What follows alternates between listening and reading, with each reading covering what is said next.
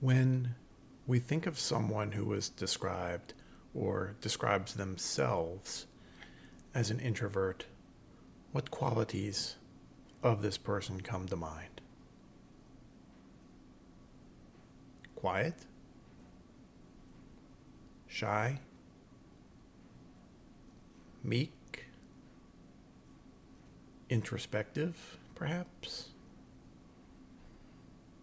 Would you be interested in knowing that there are 4 different types of introverts? The first would being a social introvert. They're described as having the tendency to prefer spending time in smaller groups or perhaps even alone. The thinking introvert, described as the tendency to spend a lot of time absorbed in their own imagination, thinking about their own inner landscapes of their own thoughts. The third type of introvert is an anxious one, reflecting on the need to spend time alone because of the company of others makes them anxious, feeling shy, socially awkward, or lacking in confidence. Alone, they may dwell on the past and experience worries or concerns for the future. And then the fourth type of introvert is the inhibited one. They're simply meaning that they may be a little bit more reserved and don't act so impulsively in certain situations.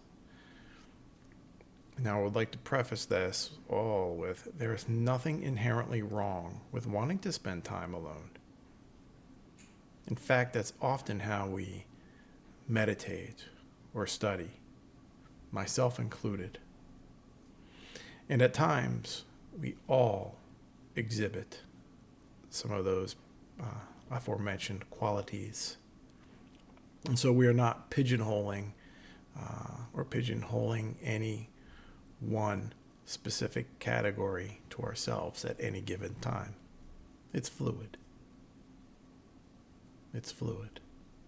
However, humans by nature are social animals. And by being social is how we've developed these wonderful societies that we come to see today and experience, whether it's going to the cities or certain villages or outings, amusement parks, all of these enjoyable qualities of life are the result of social interactions.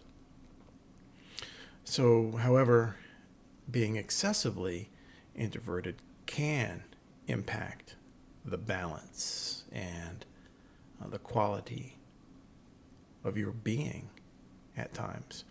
And most often this results in the missing out of connecting with others. When we ask someone who may typically describe themselves as being an introvert, what are their responses as to why they may not like to join us for a social gathering or an interaction or to dinner?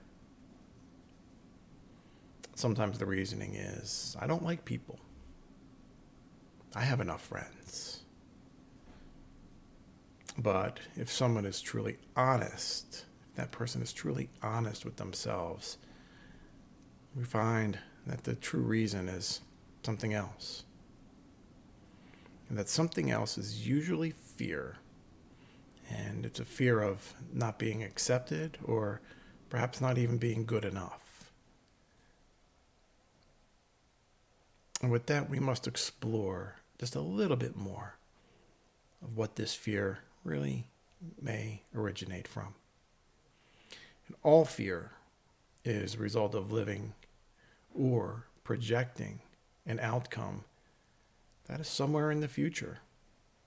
It hasn't happened yet. And it's a future that does not exist. even if it's based on a previous experience. This current situation is not the one that is already passed. And so we need to bring ourselves into the present moment. Remember, the future hasn't been written. It's not there. The past can no longer harm us. It's gone. We are holding on to those memories.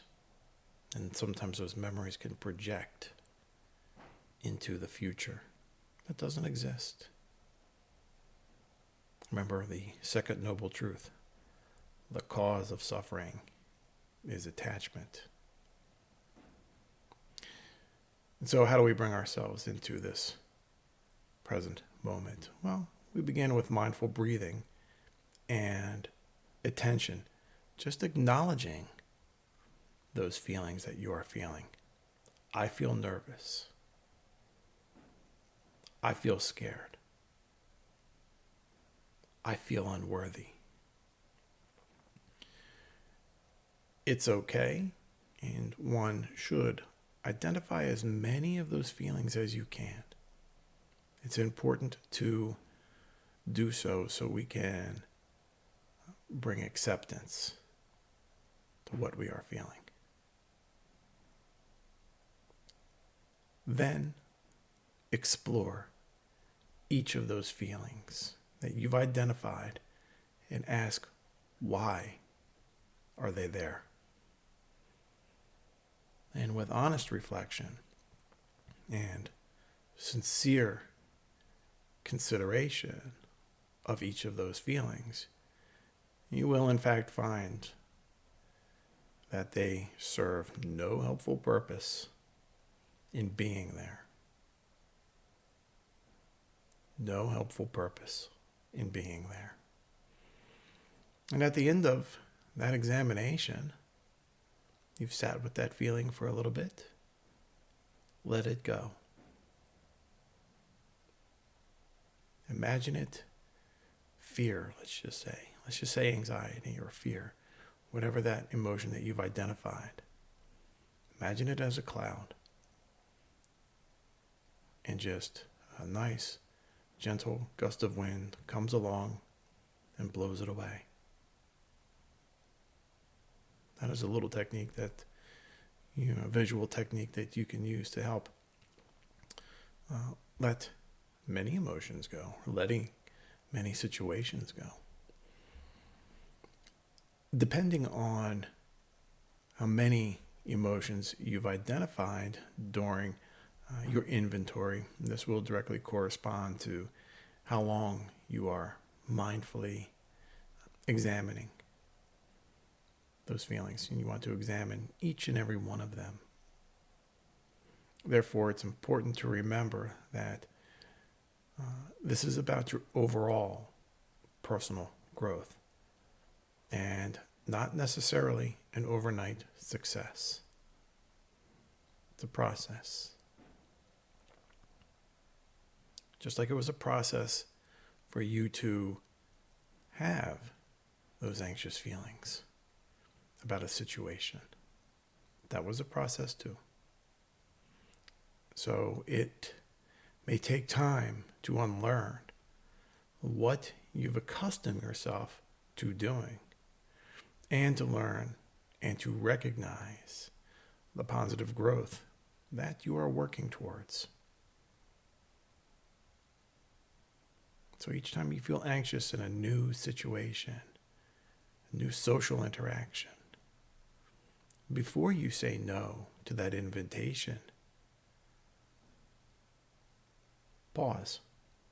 That sacred pause is so important, and you can do an inventory of your feelings.